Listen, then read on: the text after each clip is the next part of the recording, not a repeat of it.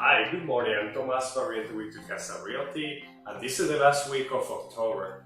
And I want to talk to you about multiple offer situation. Just on the last few weeks, we had properties with multiple offers, and we're having to request for highest and best. And not just on the last week, but in the last several months. We have seen that because of the limited inventory, we're getting multiple offers in several of the listings. So people ask me all the time, hey, how can I win or how can I get considered to maximize my offer and try to win the property that I'm pretty much bidding on?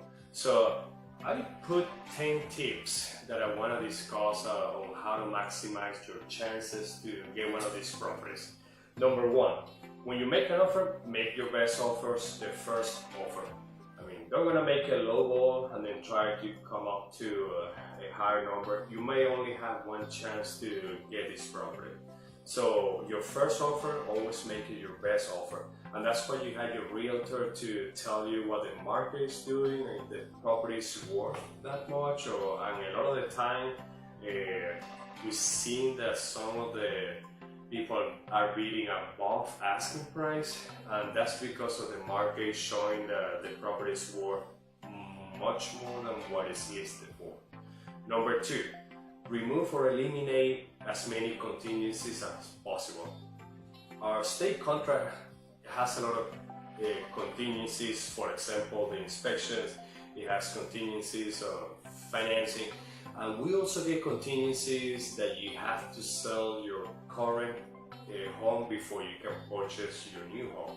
So if you know you're gonna be adding a lot of contingency, the chances that you're gonna get the new property, you're gonna have a lot of competition when you have a multiple offer situation. So try to eliminate as many contingencies as possible. Increase your earnest money. You don't know how many times I get earnest money, like $250 earnest money when you have a multiple offer situation.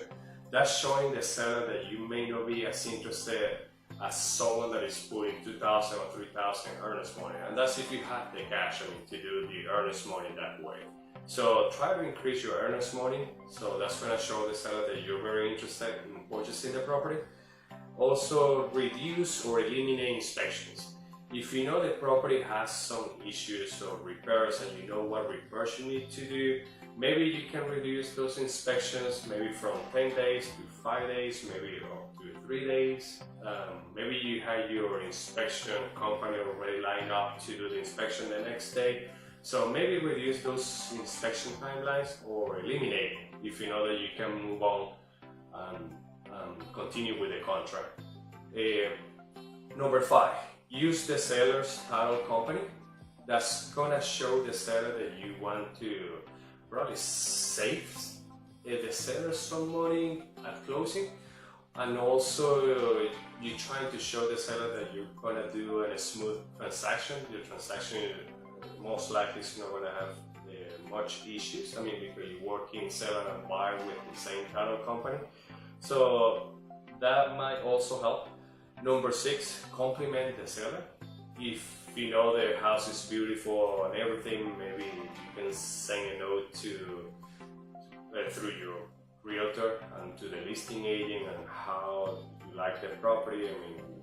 The special things that you love about the property. So always compliment the seller. Number 7, close as soon as possible. If you know you're not going to have any issues with financing, or if you're doing a cash transaction, maybe you can ask for the 2 weeks closing date. So that's going to show your seller that you are ready to close and you're ready to move on. So that's going to show the seller how interested you are on the property.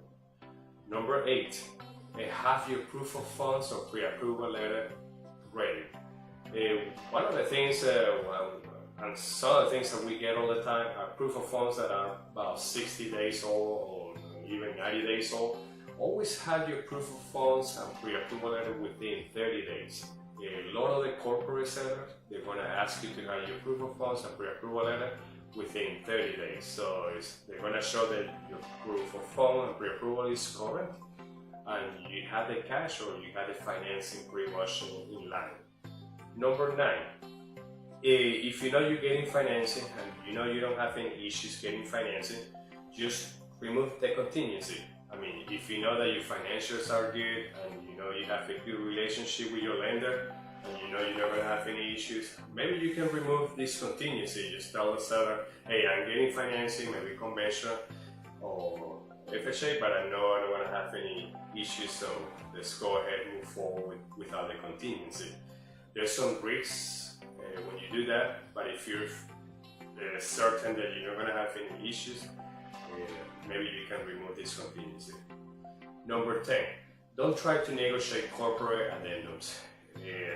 When you're buying a foreclosure, you're gonna get corporate addendums, and I get a lot of people asking to remove a contingency from the corporate addendums or try to remove any wording that they didn't like.